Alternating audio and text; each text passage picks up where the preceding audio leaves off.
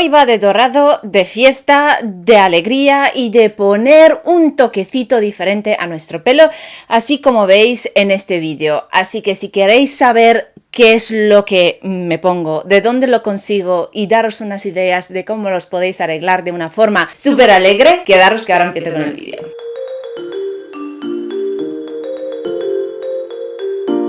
Bueno, beauties, bienvenidos a un nuevo vídeo de peinados, de arreglar nuestro pelo, de darle un toque diferente con accesorios a mano de todo el mundo, súper baratas, súper accesibles.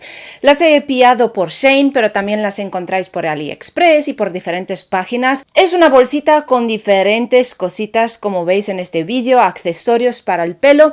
Van tanto en plateado como en dorado, pero bueno, para mi color de pelo pega muy bien el doradito, y para estas fiestas que podemos poner algún toquecito diferente, oye, aquí os vengo yo con este vídeo para traeros algún que otra idea. Y os voy a dejar aquí solo 3 opciones de cómo podéis arreglaros el pelo, pero claro, evidentemente ahí podéis tener muchísimas más ideas, y si tenéis que darle algunos rizos con la plancha, con el rizador, os aseguro que va a quedar muchísimo mejor.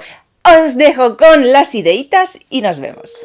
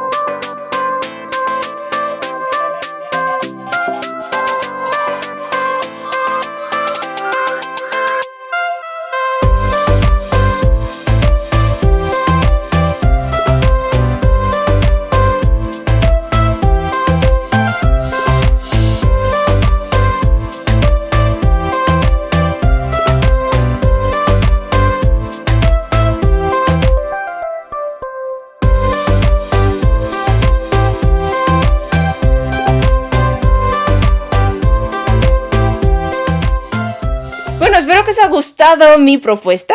Habéis visto cómo he jugado con los elementos. Son súper fáciles de manejar. La chapita es súper flexible. No os preocupéis que no se va a romper con tanta facilidad.